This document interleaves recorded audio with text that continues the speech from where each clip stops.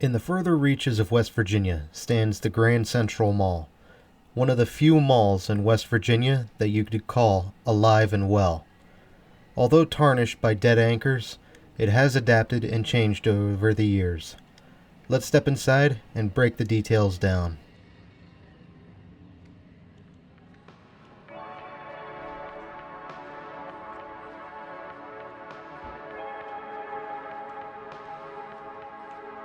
Grand Central Mall is one of the only malls in the middle region of the Ohio Valley, opening in the later half of 1972. As original anchors, the mall would boast local chain The Diamond alongside JCPenney, Sears, and G.C. Murphy. Preserved newspapers would show a glimpse of a mall that boasted many leafy plants, an aviary featuring multiple birds, a mix of bubble and geyser fountains, and classic interior light posts. At the time, the mall was described having a modern, futuristic look and was almost fully leased by opening day.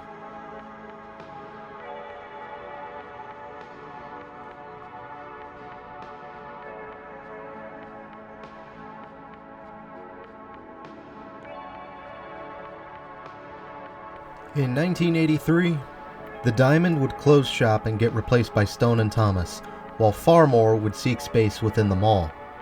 Fast forward to 1993, and Glimcher Realty Trust would acquire the mall. Glimcher Realty saw a lot of potential within the mall, so it made sense to prepare a major expansion, which would total in about $8 million. This move would bring in a food court and a movie theater to the mall by JCPenney within the next 3 years, and Profits would come onto the scene for Stage 2. Profits wouldn't last long, getting bought out and replaced by Belk. Meanwhile, Stone & Thomas would get bought out and replaced by Elder Beerman in 1998.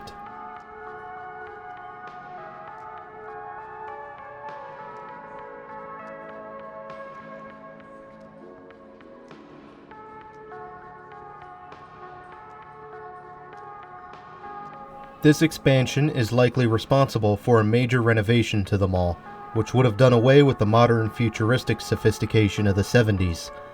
Gone were all the fountains, the planters, the light posts, and the aviary, and in its place, we find a plain-looking 90s mall with kiosks as far as the eye can see, as well as a handful of physical activities for shoppers to engage in.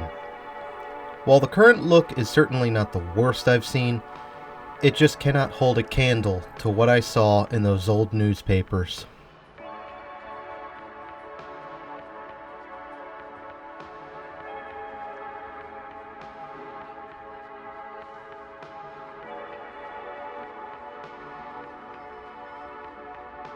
In 2002, Farmore would close shop, but would over time get replaced by Steve & Barry's.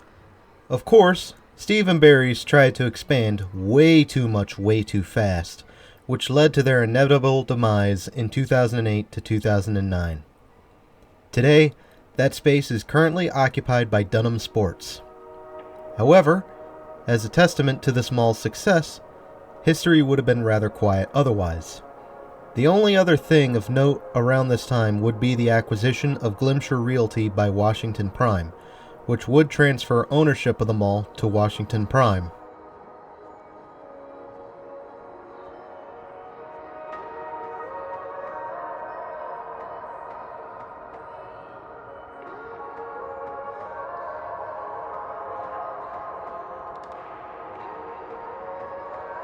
Of course, this mall wasn't impervious to the faults of its anchor tenants, and in 2017, Elder Beerman would announce closure of their store at the Grand Central Mall, closing its doors for the last time at the end of January 2018. This is where things get odd though, as the mall entrance for Elder Beerman would seemingly be erased to make way for West Virginia's first H&M store. The rest of the anchor space sits vacant as far as I can tell.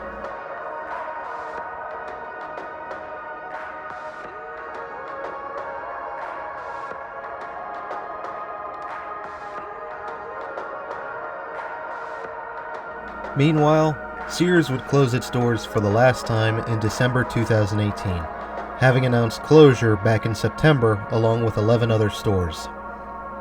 How many of you saw this coming a mile away? You probably saw in the once around that Sears was being gutted, and a strip mall layout is being built in its place. This is part of a greater plan to make Grand Central Mall into a sort of hybrid lifestyle center as an outward-facing strip is built in place. It appears that the Grand Central Mall is still reinventing itself to stay alive, and may the mall's years continue to be prosperous.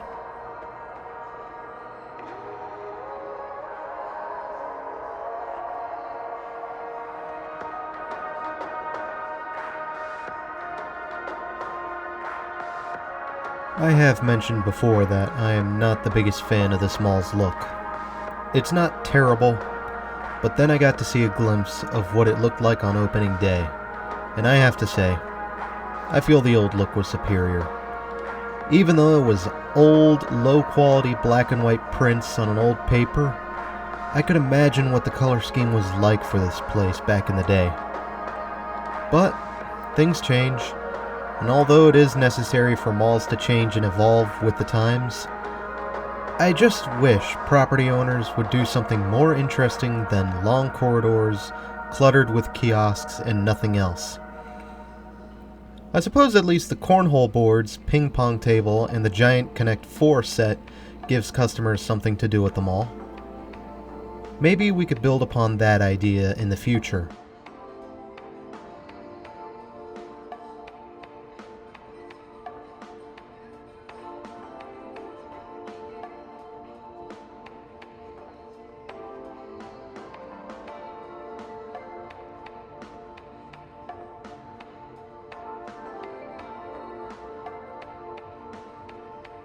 Given the way everything is handled, Grand Central Mall is probably the only other thriving mall in the state.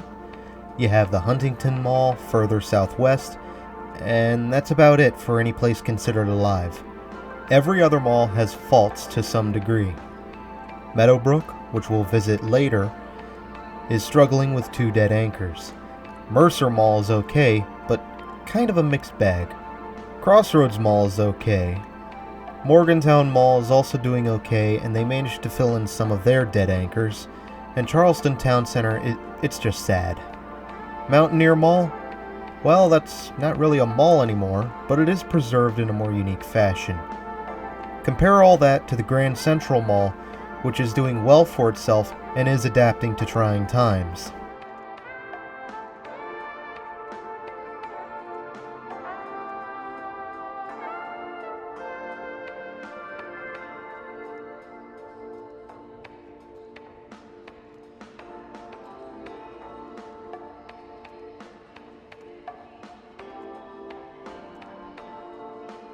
I haven't much in the way of story time for this mall, but nonetheless, it was a nice in and out visit for me, and we are getting ready to wind down here in just a moment.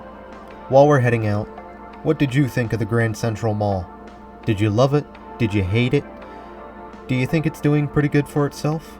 Or do you think it's destined to join a rival mall in Parkersburg that's long since dead and demalled? Do share your thoughts down below, and while you're down there, hit the like button, and subscribe if you haven't already. There is just one more mall in the state of West Virginia for us to see.